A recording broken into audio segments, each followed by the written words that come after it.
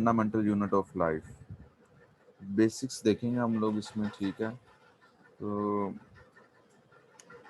Cell का जो main इसका कहना है, आपको लाइफ का जितना भी है ना, तो फंडामेंटल यूनिट है, बुनियादी यूनिट है आपकी बॉडी मिलियन ट्रिलियंस बिलियंस की तादाद में सेल से मिलकर बनी है, ठीक है। उसमें हम लोग टाइप्स ऑफ सेल्स भी देखेंगे कि ब्लड सेल्स कौन कौन से हैं, ठीक है, वाइट ब्लड सेल्स कौन से हैं, रेड ब्लड सेल्स, ठीक है, ओम सेल्स, इस सब चीज़ों का हम लोग इस पर रेट करेंगे, ठीक है। फिर आप देखो स्मूथ मसल सेल्स भी होते हैं, ठीक है, कार्डियक मसल सेल, जिस तरह काफ़ी चीज़ें हैं, ठीक है। तो इसमें हम देखेंगे cell the fundamental unit of life. अच्छा, मोस्टली जो लोगों से पूछा था अक्सर कहता है कि व्हाट इज सेल।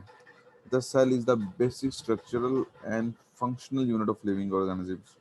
मेन किरदार अदा करता है आपका किसी भी जानदार है, कोई भी ऑर्गेनिज्म है, उसकी स्टडी को करनी हो आप लोगों को, सबसे पहले आप उसके सेल देखते हैं, क्या है, यूक्रोटिस है, प्रोकैरियोट्स है, यूनिसेलुलर, मल्टी सेलुलर है, ये सेल किस कैटेगरी में फॉल कर रहा है इसकी बॉडी, ठीक है। उससे जाहिर रहता है कि यार ये डिवीजन हुई थी उसमें कि ये बॉडी का ये सेल्स है इस टाइप का, इसका फंक्शन ये है, इसका स्ट्रक्चर ये है, ठीक है। In other words, cells make up living things and carry out activities that keep our living things alive. ठीक है, वही चीज़ सुन दोबारा उसने कहा कि दूसरे वर्ड में कहा कि सेल ही जो सी वो जानदार को बनाती है और दूसरी एक्टिविटीज परफॉर्म करती है, जिसकी वजह से इन जानदार कहता है जिंदा रहता है। तो बॉडी जो आपके मिलियन ट्रिलियन सेल से मिलकर बनी है, ठीक है।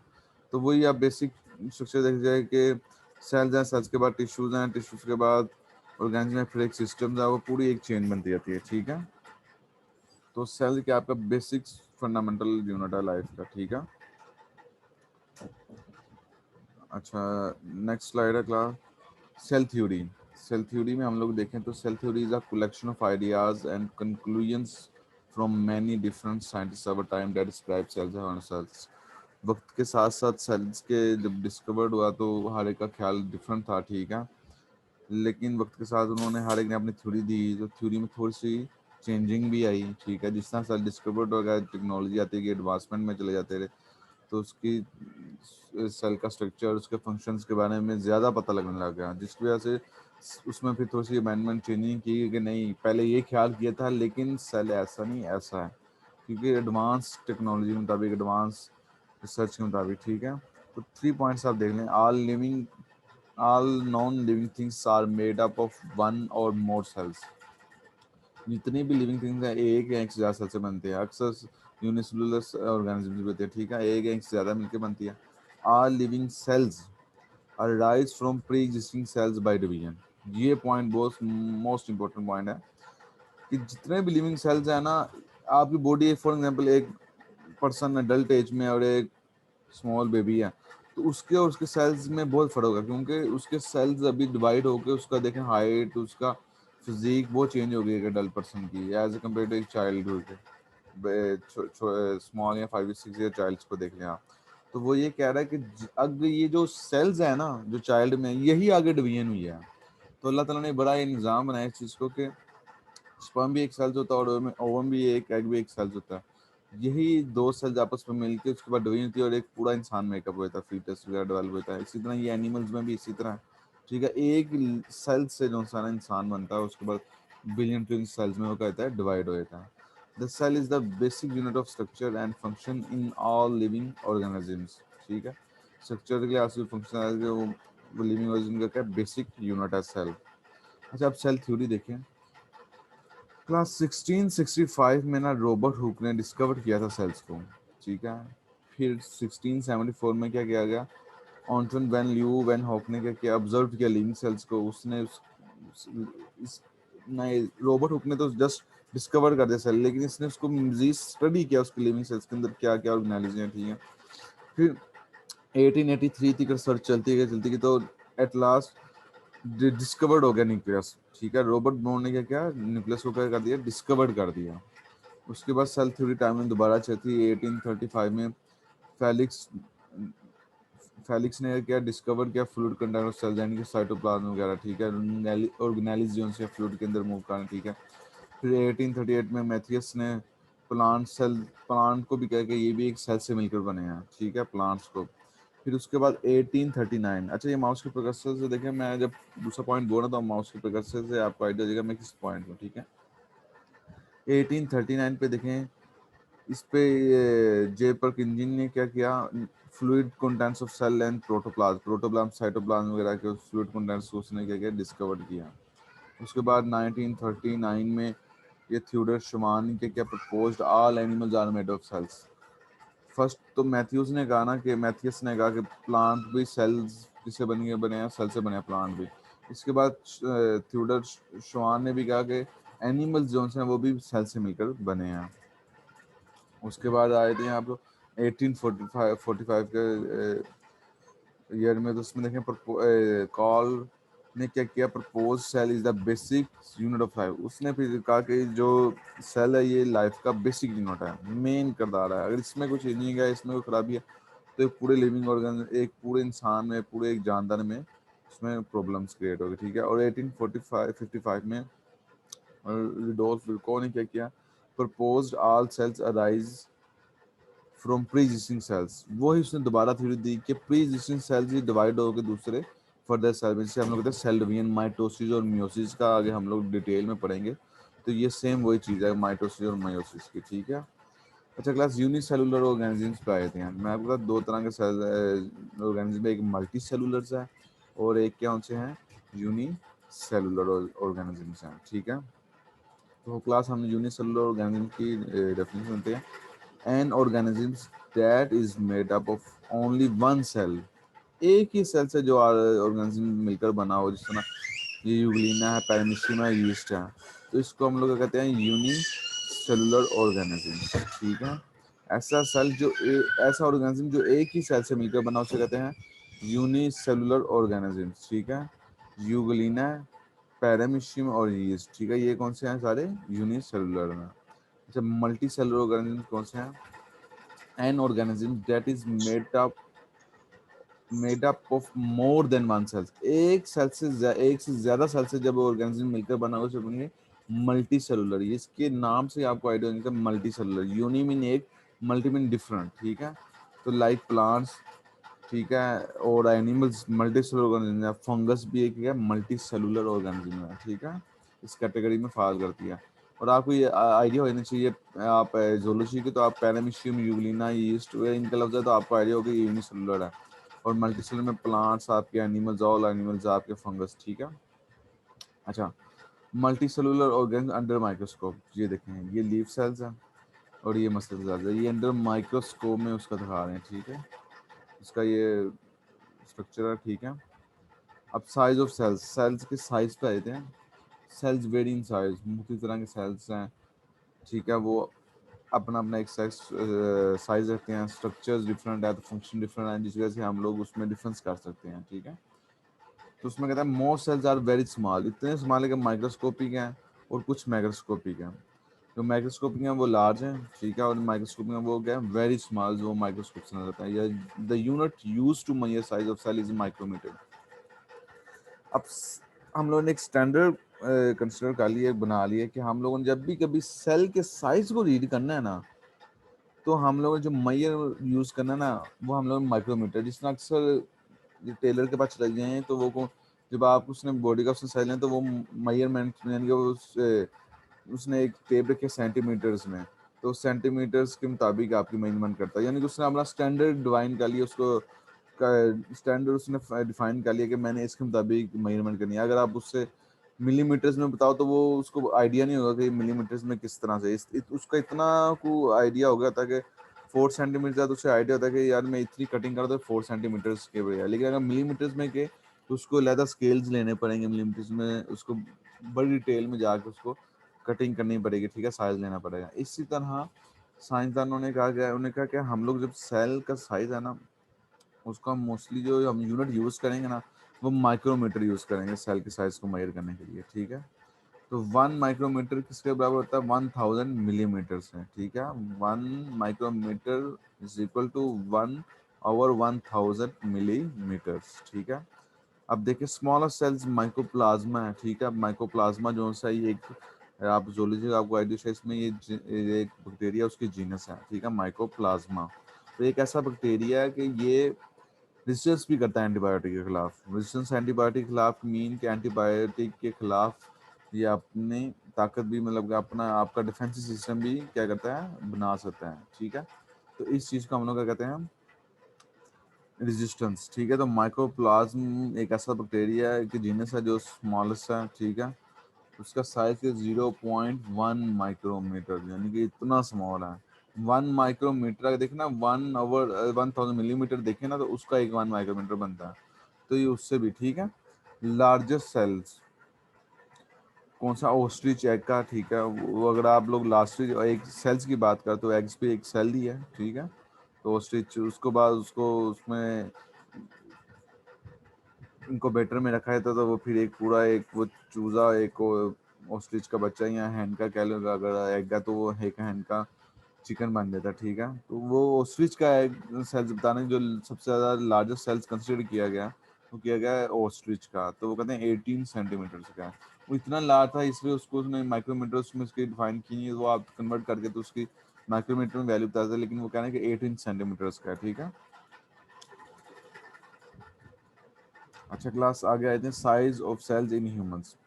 ह्यूमंस में अब वो साइज की बात कर रहा है सेल्स के, तो वो कह रहा है कि ह्यूमंस में भी मुख्तलिफ तरह के सेल्स हैं, उनके डिफरेंट साइज हैं। जैसे स्पर्म सेल्स है, ठीक है, स्मॉलेस्ट सेल्स है, साइज का कितना 5 माइक्रोमीटर, जबकि ये माइकोप्लाज्मा का इससे भी कम है, ठीक है। माइकोप्लाज्मा का साइज इससे भी कम है एज कम्पेयर टू स्पर्म। तो स्पर्म सेल्स का साइज कितना होता है, 5 माइक्रोमीटर। फिर एग ओवम, ओवम जो से फीमेल्स में होता है तो लार्जेस्ट सेल्स कहते हैं, ठीक है। वो उसका सेल्स होता है, उसका साइज है 120 माइक्रोमीटर, ठीक है। और जो लॉन्गेस्ट सेल्स है, सबसे ज़्यादा लंबा नर्व सेल्स, उसका साइज भी क्या होता है, 1 मीटर, कहता है 1 मीटर, ठीक है। अच्छा क्लास नेक्स्ट स्लाइड। अच्छा नर्व सेल्स पे देखें, ये 1 मीटर थिकर है इतना, यानी कि लॉन्ग सेल्स है नर्व सेल्स। लास्ट क्लास को मैं कोऑर्डिनेशन से बता रहा हूँ, तो इतने आपके जितने भी नर्व सिस्टम और सारे आपके वोल्टेज पे जाता है, आइंस चैनल्स होते हैं जिसकी वजह से आप लोग के पैगाम आ रहे हैं और स्टिमुलस और रिस्पॉन्स के अल्टरनेट आप कर रहे हो, ठीक है। तो लॉन्गेस्ट सेल आप लोगों ने याद रखना, आपका क्या नर्व सेल्स है। 1 मीटर तक इसका साइज है, 1 मीटर, अच्छा खासा बड़ा साइज है, ठीक है। अच्छा शेप ऑफ सेल्स पे आए थे हम लोग, एक तो हम लोग ने साइज पा लिया, अब हम शेप ऑफ सेल्स। सेल्स की डिफरेंट शेप्स होती हैं, ठीक है। Cell variant shapes, variation depends mainly upon the function of cells. जाहिर है हर एक साइज डिफरेंट है, तो हर एक शेप सेल्स की डिफरेंट है, तो हर एक का फंक्शन भी डिफरेंट होगा, जिसकी वजह से वो डिफरेंस है दूसरे सेल से, ठीक है। सम सेल्स लाइक यूग्लिना हो गया, ठीक है, and amoeba can change their shape, भी अपने शेप चेंज कर देते हैं। आप लोग ये 7th 6th क्लास में पढ़ते आ रहे हो, ठीक है। But most of cells have a fixed shape, ज़्यादातर जो लेकिन सेल्स हैं उनकी क्या होती है, शेप एक जैसी रहती है, ठीक है। अब हम शेप्स में आए तो आप लोगों ने देखा होगा ब्लड सेल्स, हम लोग ब्लड का एक लफ्ज़ बोलते हैं, ठीक है। आप लोगों को आइडिया होना चाहिए कि जो ब्लड मेकअप पूरा बन रहा है ना, वो सेल्स हैं जो खाली ब्लड को ही बना रहे हैं, ठीक है। उसको हम लोग कहते हैं रेड ब्लड सेल्स, क्या कहते हैं, रेड ब्लड सेल्स, ठीक है। जो आप ब्लड को प्रोड्यूस करते हैं, ठीक है, उसको कहते हैं रेड ब्लड सेल्स। और जाहिर है अब आपने रेड ब्लड सेल्स किया तो जाहिर है वो कार्डिक मसल्स के सेल्स, स्मूथ मसल सेल से भी क्या होंगे, डिफरेंट होंगे उनका। जाहिर डिफरेंस है, उनका फंक्शन डिफरेंट, स्ट्रक्चर्स डिफरेंट, ठीक है। और स्ट्रक्चर्स की बात करते हैं हम लोग तो देखें, human red blood cell circular biconcave shape. ये देखें सर माउस की वजह से, ये जो डायग्राम में आप दिखाया जा रहा है ये है बायोकनकेव सर्कुलर शेप, इसको कहते हैं बायोकनकेव सर्कुलर शेप, ठीक है। तो for easy passage through human capillaries, इसकी शेप यूं है, अल्लाह ताला ने देखे किस तरह से इंसान को बनाया कि इस जो रेड ब्लड सेल्स है इसकी शेप इसलिए इस तरह की है बायोकनकेव, क्योंकि इसने ह्यूमंस की कैपिलरीज से, जनाब कैपिलरीज आर्टरीज से होता हुआ ब्लड, कैपिलरीज कैपिलरीज होता है, फिर दोबारा वीनस से आर्टरीज में ओपन होती है, ठीक है। तो कैपिलरीज बहुत ब्रीक है, उनमें से ब्लड ने पास करना होता है, ठीक है। तो आम कोई दूसरी स्क्वायर शेप ही थी तो वो हो सकता है कैपिलरीज में स्टक कर देती। अब कैपिलरीज में सुना तो बायोकनकेव शेप है, यानी कि बिल्कुल केव घूमती, उसमें से रेड ब्लड सेल्स क्या होते हैं, पास आउट हो जाती हैं। अल्लाह ने इतना अच्छा सिस्टम इंसान का बनाया, ठीक है। नर्व सेल्स, अगर दूसरी टाइप्स के सेल्स की शेप्स पे आए थे हम लोग class. Nerve cells are branch to conduct impulses from one point to another point. अब देखें आपकी नर्व सेल्स हैं तो उनका पैगाम क्या, एक साइड से पैगाम लेना और दूसरी साइड पे दे देना। फॉर एग्जांपल अगर आपके हैंड पे रिसेप्टर्स हैं तो आपको पैगाम भी ब्रेन तरफ गया तो ब्रेन ने दोबारा उस स्टिमुलस का रिस्पॉन्स दिया तो वो दोबारा आपके हाथ पे गिर गया। फॉर एग्जांपल आपका हैंड था किसी गर्म चीज़ को लग गया या किसी नुकीली चीज़ को लगा, आपने फ़ौरन हाथ खींचा, जब आपका हाथ लगा तो फ़ौरन पैगाम गया, ठीक है। इससे वैसे कहते हैं रिफ्लेक्स है जो इनवॉलेंटरी है, ठीक है। फ़ौरन वहाँ से आपने और वहाँ से स्टिमुलस से पैगाम है कि आप हाथ खींच लें क्योंकि निकली चीज़ है, तो फ़ौरन आपने हाथ खींच लिया, ठीक है। ये इम्पल्सिव हैं, ठीक है। तो नर्व सेल्स कौन से हैं, ये ब्रांच टाइप के हैं, जबकि रेड ब्लड सेल्स कौन से हैं, बायोकनकेव सर्कुलर शक्ल के, ठीक है। और मैंने आपको बता दें सर्कुलर बायोकनकेव होने का इसका फ़ायदा क्या है, ठीक है, कपड़े से गुजर सकते हैं। और जबकि इम्पल्सिव के ब्रांच टाइप है, यानी कि इसमें से ब्रांचेस निकल रही हैं आपके। फॉर एग्जांपल कीमो रिसेप्टर्स हैं आपके स्मेल्स के रिसेप्टर्स हैं, आपको आइडिया आप स्मेल जो तो आप फ़ोन अपने नोज़ को श्रिंक कर लेते हैं, हाथ रख लेते हैं, क्यों है सारा रिसेप्टर्स पे इम्पल्सिस पे कि किस तरह से पैगाम आ रहा जा रहा और आपने क्या एक्शन प्रोड्यूस करना है, ठीक है, उसके खिलाफ। तो ये नर्व सेल्स का ब्रांच टाइप होता है, बहुत कम्प्लेक्स। इसलिए कहते हैं कि न्यूरॉन्स एक दफ़ा डैमेज हुई तो उसके बाद में बड़ा मुश्किल होता है। और न्यूरो सर्जन सबसे ज़्यादा दुनिया के मतलब कि बहुत कम न्यूरो सर्जन दुनिया में हैं, क्योंकि इसमें ब्रेन्स के न्यूरॉन्स को बॉडी में पढ़ना बहुत डिफिकल्ट है। और समटाइम्स अक्सर लोगों के ऑपरेट भी हुए हैं, जैसा थायराइड का ऑपरेट हुआ, थायराइड ग्लैंड उन्हें उनके निकाल दिए जाते हैं, लेकिन उस दौरान भी कुछ नर्व्स डैमेज होती हैं, इतनी वीक होती हैं, तो कहीं लोगों की इस सर्जरी के बाद आवाज़ भी चली जाती है। तो ये बहुत ज़्यादा जो है ना न्यूरॉन्स न्यूरो सर्जन ये बहुत डिफिकल्ट है, ठीक है। अच्छा, आगे क्लास थर्ड जो शेप आई थी वो ह्यूमन वाइट ब्लड सेल्स की है। अब वाइट ब्लड सेल आपने रेड ब्लड सेल्स भी पढ़े, ठीक है, ब्लड है, ब्लड के दो टू टाइप सेल्स हैं, वाइट रेड ब्लड सेल्स में, वाइट ब्लड सेल्स में, प्लेटलेट्स में, ठीक है।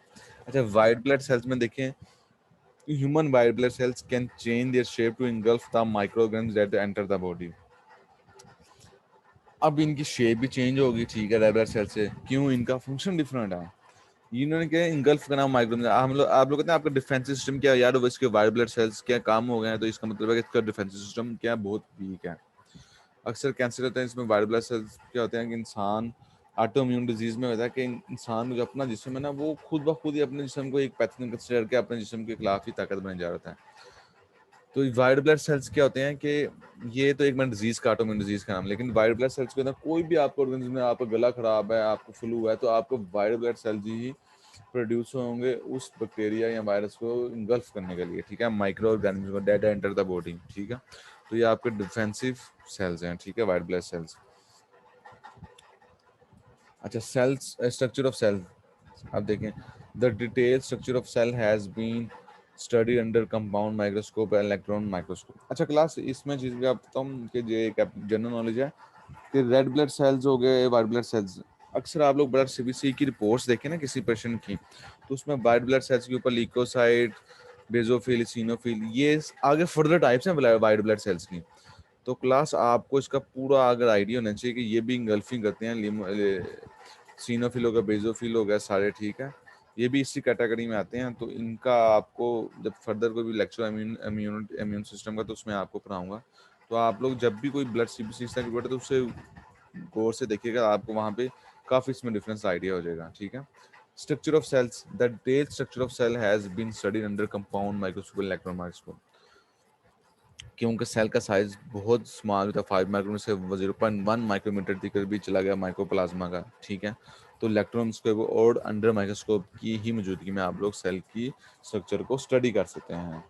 Certain structure can be seen only on under an electron microscope, कुछ ऐसा स्ट्रक्चर है वो कंपाउंड माइक्रोस्कोप की भी मौजूदगी में नजर नहीं आता। ये कंपाउंड माइक्रोस्कोप, ये ऊपर वाली जो हमारी अक्सर लैब्स में पड़ी होती है, इसकी मौजूदगी में कुछ होते हैं कि इतने स्मॉल होते हैं वो इलेक्ट्रॉन माइक्रोस्कोप से देखने पड़ते हैं, ठीक है। The structure of a cell as seen under an electron microscope is called ultrastructure। अच्छा, अल्ट्रा स्ट्रक्चर का नाम जब भी आएगा ना तो आपको इलेक्ट्रॉन माइक्रोस्कोप, और आपके कंटेंट्स में ना क्लास मैं आपसे शायद स्क्रीन लास्ट टाइम शेयर भी की थी मैंने उसमें, तो ultra structure of micro plasma brain का भी हम लोगों ने इसके बाद पढ़ना। आज हम जनरल स्ट्रक्चर ऑफ सेल्स का पढ़ेंगे, ठीक है, कंपाउंड। और इससे पहले तो सेल स्ट्रक्चर आप लोग प्लांट सेल्स और एनिमल सेल्स पढ़ लेते थे, लेकिन आज मेरा था कि मैं सबसे पहले आपको थोड़ा सा सेल की शेप, स्ट्रक्चर और बॉडी में किस टाइप्स के सेल्स हैं, डिफरेंट टाइप्स के सेल्स हैं, डिफरेंट स्ट्रक्चर हैं, डिफरेंट फंक्शंस हैं, वो आपको डिटेल कराऊँ। क्योंकि हम लोगों का एक माइंड बन गया था, एक प्लांट सेल पड़ा जी, एनिमल सेल पड़ा है, उसमें ये चीज़ें पाई दी हैं, इसमें वैक्यूल्स, उसमें ये नहीं है, ये तो बट 4-5 चीज़ों में डिफरेंस करके हम लोगों को वही एक चीज़ रटी थी। तो आपको आज मैंने एक स्पर्म सेल्स हो गए, ओवम सेल्स हो गए, ओस्ट्रिच, इन सब का बताया, ठीक है। और आपके इवन के स्पर्म सेल में फ्लैजेला भी बताएंगे, क्योंकि ये मूव करते हैं आपके, ठीक है। तो ये भी चीज़ आयरन चाहिए, कौन से सेल्स मूव भी करते हैं, वो स्पर्म सेल्स हैं आपके। ओवम्स हैं, इसका 120 माइक्रोमीटर का लार्ज है, ठीक है। तो आज थोड़ा जनरल नॉलेज के सेल्स हैं। उसके बाद अगर हम लोग फर्दर अभी नेक्स्ट एक से या दो स्लाइड्स में यही वो जो आप लोग पहले 5वीं 6ठी क्लास में पढ़ते आ रहे हो कि सेल्स में न्यूक्लियस है, साइटोप्लाज्म है, ये वो चीज़ें हम लोग दोबारा पढ़ेंगे, ठीक है। अच्छा, कंपाउंड माइक्रोस्कोप पे देखें कि इसकी मैग्नीफिकेशन कितनी, इसकी रेजोल्यूशन 2000x, ठीक है। ये आप ही क्या कर सकता है, आपको एक डायग्राम को उसका मतलब कि बैक्टीरिया के सेल को दिखा सकता है, जबकि इलेक्ट्रॉन माइक्रोस्कोप की 50,000 5 लाख इसकी जो है, ठीक है, क्लास मैग्निफिकेशन। आगे क्लास वही चीज़ आपको दोबारा जो मैं जिसका जिक्र करता है, एनिमल सेल्स, ठीक है। एनिमल सेल्स को हम लोग रीड करते हैं। इसमें अगर हम लोग देखें तो न्यूक्लियस है, ठीक है क्लास, गोल्जी बॉडीज हैं, वेसिकल्स हैं, प्लाज्मा मेम्ब्रेन है, माइटोकॉन्ड्रिया। अच्छा क्लास, एक तो बाहर स्ट्रक्चर होता है सेल का जिससे हम लोग होते हैं प्लाज्मा मेम्ब्रेन, एक साइटोप्लाज्मा का एक लफ्ज यूज किया था क्लास, ठीक है। तो आपको इसकी एग्जांपल इस तरह से ले लें, एक कमरा है, उसमें अगर आप लोग आप एक पर्सन बैठा उसमें, तो वो न्यूक्लियस कंसीडर, क्योंकि आप मेन जो सेल्स की मशीनरी को कंट्रोल भी कर रहा है, मेन फंक्शन को वो न्यूक्लियस कर रहा है, ठीक है। तो कंसिडर कर लें अगर आप एक खाली रूम में या एक रूम में, चलो चीज़ें भी हैं उसमें, एक रूम में बैठे हैं, तो आप बीच में न्यूक्लियस हो गए, ठीक है, मिड में, और बाकी जो साइटों पे चीज़ें हैं ना वो ऑर्गेनेलिज हैं, और जो साइटोप्लाज्म है ना ये दीवारों के अंदर एक पूरा जो एक चीज़ें मतलब कि रखी गई हैं और चार दीवारी उस पर गिर गई है, तो ये इसको कहते हैं साइटोप्लाज्म। आप इस तरह से कंसिडर कर लें, ठीक है। साइटोप्लाज्म एक अंदर हाल का पूरा एक कह लें कि जैसे हाल कहते हैं, एक हाल है, आपको आइडिया देगा ये बड़ा सा कमरा होगा, तो पता लग जाता है कि साइटोप्लाज्म का लफ्ज है तो इसका मतलब साइटोप्लाज्म एक बड़ी सी जगह है, उसके अंदर ये सारी उसके इर्द गिर्द प्लाज्मा मेम्ब्रेन से दीवार रूम है, तो प्लाज्मा मेम्ब्रेन है, तो उसके अंदर जितने भी ऑर्गेनाइजेशन हैं, टेबल पड़ा है, बेड पड़ा है, इसमें ये चीज़ें क्या है, ऑर्गेनाइजेशन में आती हैं, ठीक है। तो प्लस एनिमल सेल से देखें, न्यूक्लियस है, उसमें गोल्जी बॉडीज हैं, गोल्जी प्रोडक्ट्स से आप लोग ज़्यादातर यूज़ करते रहो, वेजिकल्स हैं, ठीक है। प्लाज्मा मेम्ब्रेन में आपको पता है जो आउटर लेयर था, mitochondria power house of cells, आप लोग इलेक्ट्रॉन ट्रांसपोर्ट चेन, मतलब ग्लाइकोलाइसिस के बाद जब ग्लूकोज की ब्रेकडाउन होती है, ग्लाइकोलाइसिस, कार्बन क्रैब साइकिल्स हो गया, और इलेक्ट्रॉन ट्रांसपोर्ट चेन, जो आपकी ग्लाइकोलाइसिस है, क्रेब्स साइकिल है, ये आपके साइटोप्लाज्म में चली थी, जबकि माइटोकॉन्ड्रिया में आपकी इलेक्ट्रॉन ट्रांसपोर्ट चेन थी, यानी कि पावर हाउस ऑफ सेल्स है, यानी कि यहाँ पे एटीपी प्रोड्यूस की जाती हैं जो सेल्स को एनर्जी प्रोवाइड करती हैं। साइटोस्केलेटन है, जिन्हें स्ट्रक्चर सेल्स का मेन की सेंट्रियोल्स है, लाइसोसोम जो लाइसिस करते हैं सेल्स की। साइटोप्लाज्म का लफ्ज उसने यूज़ किया, तो आपको साइटोप्लाज्म से यूज आइडिया होना चाहिए कि साइटोप्लाज्म एक हाल का नाम है जिसके अंदर ऑर्गेनाइज्म मौजूद हैं, ठीक है। रफ एंडोप्लाज्मिक रेटिकुलम है, और साइटोप्लाज्म से आप एक चीज़ कहना फ्लूइड भी है, ठीक है।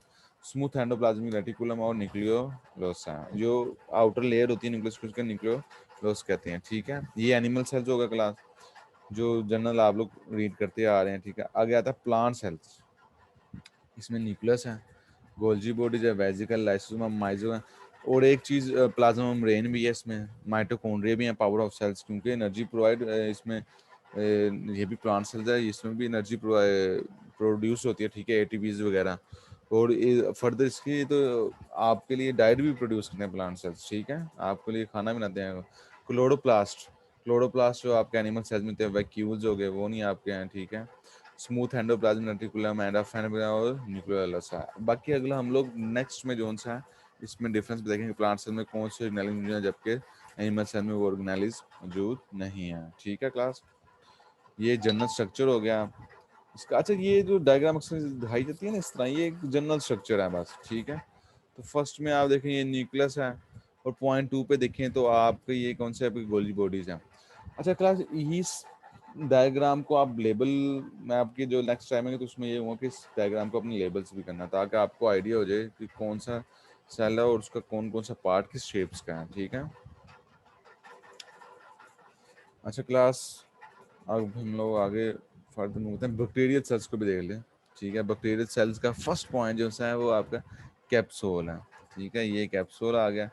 सेकंड सेल वाल की लेयर, ठीक है, प्लांट सेल में भी होती है, एनिमल सेल में सेल वाल नहीं, तो ठीक है, प्लांट सेल वाल की लेयर है, ठीक है। प्लाज्मा मेम्ब्रेन में फर्दर जो अनसाइड लेयर है प्लाज्मा मेम्ब्रेन का, साइटोप्लाज्म उसने ये कहती है जो फर्दर इसके अंदर एक पूरा हो जाए, ठीक है। फ्लैजिलम जो मूव रहता है 5 नंबर, ये स्पर्म सेल्स भी आपका फ्लैजिलम लगता है क्योंकि वो भी मूव करते हैं, ठीक है, एक्स और वाई सेल्स। और 6 फूड ग्रैन्यूल्स हैं, ठीक है, छोटे छोटे प्लाज्मिड्स। और आपको बैक्टीरिया का स्ट्रक्चर पढ़ते हैं, उसमें प्लाज्म होते हैं, डीएनए प्लाज्मिड्स वगैरह इस तरह की चीज़ें क्या कहती हैं पाई जाती हैं, ठीक है। राइबोसोम्स हैं जो आपकी प्रोटीन्स प्रोड्यूस करते हैं, ठीक है। न्यूक्लियोइड है, और 10 पे आता है पीली हैं जो इसके सीला टाइप होते हैं जिसको मूव करते हैं बैक्टीरिया को, ठीक है। तो आपका ये प्लाज्मिड जो होता है ना, ये एक्स्ट्रा सेलुलर डीएनए मटेरियल होता है। एक तो प्लाज्मिड कहते हैं एक्स्ट्रा सेलुलर डीएनए मटेरियल होता है। बैक्टीरिया में न्यूक्लियस नहीं होता, उसमें एक नेकेड डीएनए पड़ता है, उसके अलावा एक प्लाज्मिड होता है डीएनए। आजकल की इतनी एडवांसमेंट जेनेटिक्स में टेक्नोलॉजी है कि वो हम लोग रीड भी करेंगे आपके जेनेटिक्स में है, तो आपको यहाँ पे थोड़ा सा बताता जाऊँ आइडिया। प्लाज्मिड क्या होता है कि एक्स्ट्रा सेलुलर डीएनए मटेरियल है बैक्टीरिया के अंदर। बैक्टीरिया के अंदर ऑलरेडी एक न्यूक्लियस पाया जाता है न्यूक्लियस, लेकिन ये एक्स्ट्रा सेलुलर, इसको क्या करते हैं आजकल साइंटिस्ट प्लाज्मिड डीएनए को निकालते हैं, अपनी मर्जी का जीन ऑफ ट्रस्ट जिसको सेल डिवीजन का जरूर रेप्लिकेट कराना हो, ठीक है ना। फॉर एग्जाम्पल जिस तरह आजकल फ्रूट्स भी आ रहे हैं, उनकी कोई भी इस तरह की आपने प्रोडक्शन प्रोड्यूस करनी, तो प्लाज्मिड जिस तरह आपकी इंसुलिन है, इंसुलिन किस तरह प्रोड्यूस करेगी, इस तरह एक प्लाज्मिड डीएनए के अंदर अपना जेनेटिक वो जीन, इंसुलिन का जीन किस चीज़ से मेरे बनाया हुआ इंसुलिन उसमें प्रोड्यूस करती है। तो आपको पता है कि बैक्टीरिया एक से और 20 मिनट में 1 से 2 हो जाते हैं, यानी कि इसकी जो रेप्लिकेशन डिवाइड होते हैं 20 मिनट में 1 से 2 हो जाते हैं, ठीक है। तो इसी तरह जो है ना, तो इसमें प्लाज्मिड में क्या होता है, उसमें फिर एक अपना जीन ऑफ इंटरेस्ट सपोर्ट कर देते हैं, तो बैक्टीरिया उसमें रेप्लिकेट करता है अपने 20 मिनट में 1 से 2 होता है, तो इस तरह आपके जो सा जीन ऑफ इंटरेस्ट है वो भी डिवाइड होता जाता है, ठीक है। तो ये आज की इसकी बड़ी टेक्नोलॉजी है, जीन रिकम्बिनेंट टेक्नोलॉजी, उसमें हम लोग सब चीज़ें ये रीड करेंगे क्लास, ठीक है। अच्छा क्लास टाइम भी मेरा 5 मिनट रहेंगे, उसमें आप लोग मैं डिटेल में आप जाता हूँ। स्ट्रक्चर ऑफ सेल्स देख लेते हैं, ठीक है।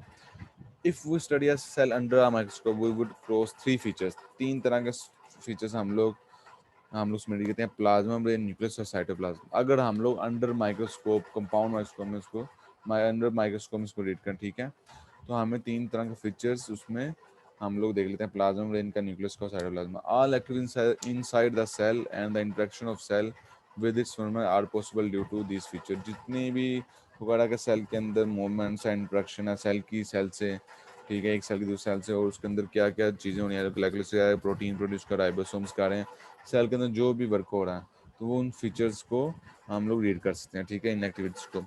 तो इसमें वो देख लें, प्लाज्मा मेम्ब्रेन है, उसमें न्यूक्लियस है, साइटोप्लाज्म में आपका साइटोसोल और सेल ऑर्गेनेलिज है। देखिए साइटोप्लाज्म के अंदर उसे एक साइटोसोल, एक बड़ा ऐसा हाल सा अंदर से उसके रकबे को कह दिया उसने, ठीक है, एक एरिया को कह दिया साइटोसोल है। फिर उसने कहा कि साइटोप्लाज्म में लगे तो आप सेल में ऑर्गेनेलिज और सेल ऑर्गेनेलिज भी कंसीडर कर लें जो उसमें पड़े हुए हैं। ऐसा कमरे के अंदर एक एरिया, उसके अंदर सेल ऑर्गेनेलिज भी पड़े हैं, तो उसने उसको साइटोप्लाज्म को 2 पार्ट्स में डिवाइड किया, ए एंड बी, ठीक है। और जो बी पार्ट है उसमें उसने कहा कि सेल ऑर्गेनेलिज आए, तो उसमें उसने आगे डिवाइड किया है कि कितने A B C D F G H, यानी कि एंडोप्लाज्मिक रेटिकुलम, गोल्जी बॉडीज हैं, लाइसोसोम्स हैं, माइटोकॉन्ड्रिया हैं, वैक्यूल्स हैं, और सेंट्रोमेर्स हैं, और साइटोस्केलेटन है, ठीक है। अच्छा क्लास, ये तो जनरल स्ट्रक्चर हो गया सेल का। अब हम लोग जो इसका आगे देखेंगे वो हर एक ऑर्गेनेलिज को देखेंगे, उसका क्या फंक्शन है सेल के अंदर, उसके क्या फीचर्स हैं। अच्छा क्लास, सबसे पहले तो जो हम लोग रीड करेंगे वो प्लाज्मा मेम्ब्रेन को रीड करेंगे, ठीक है, प्लाज्मा मेम्ब्रेन ये, ठीक है। अच्छा प्लाज्मा मेम्ब्रेन का आगे फर्दर जो ना अल्ट्रा स्ट्रक्चर भी हम लोग देख, इसमें लिपिड्स की, फॉस्फोलिपिड्स की क्या बारे में वो डिटेल में हम लोग ने इसमें रीड करना है, वो आपको नेट्स में अलग से है, ठीक है। जैसे प्लाज्मा मेम्ब्रेन का स्ट्रक्चर देखें तो उसमें एक प्रोटीन्स की लेयर भी दिखा रहा है, लिपिड्स भी दिखा रहा है, कार्बोहाइड्रेट्स भी दिखा रहा है। आप लोगों को फर्स्ट बायोमॉलिक्यूल्स पढ़ाने का मकसद ये था कि आपको कार्बोहाइड्रेट्स का आइडिया हो जाए, प्रोटीन्स का और लिपिड्स का, क्योंकि आगे इनका लफ्ज़ जो है इस तरह प्लाज्मा मेम्ब्रेन में आपको आइडिया हो कि इनका फंक्शन, इनका स्ट्रक्चर क्या, फंक्शन क्या है, ठीक है। तो प्लाज्मा मेम्ब्रेन में देखें ये 2 डायग्राम्स में, ये कार्बोहाइड्रेट्स हैं, ठीक है, ये प्रोटीन्स की हैं, ठीक है, और लिपिड्स की कोर्स बने। अच्छा सेल का जो स्ट्रक्चर है वायस और लिपिड्स उसमें बहुत ज़रूरी है। अगर आपका आप लोगों ने क्लास उसमें पढ़ा होगा, हाइपरटोनिक, हाइपोटोनिक और हाइपरटोनिक, इस तरह की आप लोगों ने चीज़ें ये पढ़ी। आइसोटोनिक, ये आप लोगों ने पढ़ी होंगी सेल्स की। जो आइसोटोनिक है उसमें ये होता है कि सेल ना इतना श्रिंक होता है, ना इतना मतलब कि उसमें फ्लूइड भरा होता है, ठीक है, कि वो फट जाए। हाइपरटोनिक कंडीशन में कहता है इसमें सॉल्ट की कंसंट्रेशन क्या होती है, कम होती है, और वाटर की कंसंट्रेशन ज़्यादा होती है। जो हाइपरटोनिक में होता है सेल में सॉल्ट की कंसंट्रेशन बहुत ज़्यादा होती है और वाटर की कंसंट्रेशन बहुत कम होती है, इस वजह से सेल श्रिंक कर देता है।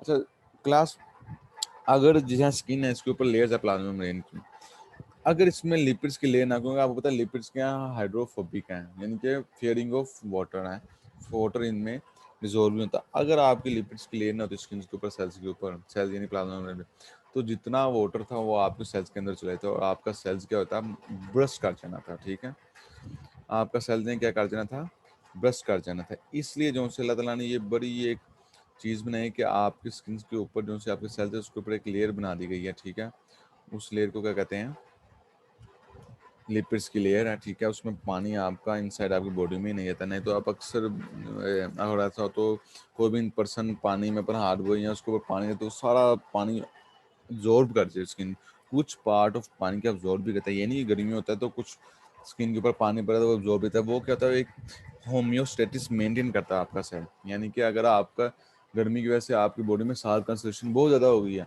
तो अगर आप नहाते हैं या आपका पानी ऊपर अपना डालते हैं तो वाटर के कुछ मॉलिक्यूल जो आइसोटोनिक है, यानी कि उसको मेंटेन के लिए, यानी कि इक्विलिब्रियम करने के लिए कि ना उसमें ज़्यादा वाटर कंसंट्रेशन ना उसमें ज़्यादा साल की कंसंट्रेशन हो, इसको मेंटेन करने के लिए कुछ जो वाटर है वो अब्जॉर्ब भी होता है, ठीक है, लेकिन मोस्ट ऑफ वाटर अब्जॉर्ब नहीं होता, उसमें चैनल्स होते हैं, ठीक है, नहीं तो आपका सेल बस्ट कर जाए। इसी तरह अक्सर लोग जो एक्सरसाइज करते हैं, जिम में करते हैं, उसमें वो कटिंग करते हैं, उसमें भी यही चीज़ होती है कि वाटर इनटेक बहुत कम करते हैं। जब उनके मुकाबले होने लगते हैं, कंपटीशंस उनके स्टार्ट होते हैं, तो वो एक एक हफ्ता पानी इनटेक, वाटर इनटेक नहीं करते। वो इसलिए नहीं, उनके सेल श्रिंक करते हैं, जब सेल श्रिंक होता है उसकी शेप सेल की और बहुत ज़्यादा स्पेसिफिक डिफाइन हो जाती है, ठीक है, वाजह हो जाती है, इसलिए वो वाटर इनटेक बहुत कम रहते हैं। अच्छा वो तो एक अलग टॉपिक आ गया क्लास। अच्छा लोग देखते हैं प्लाज्मा मेम्ब्रेन का स्ट्रक्चर क्या है।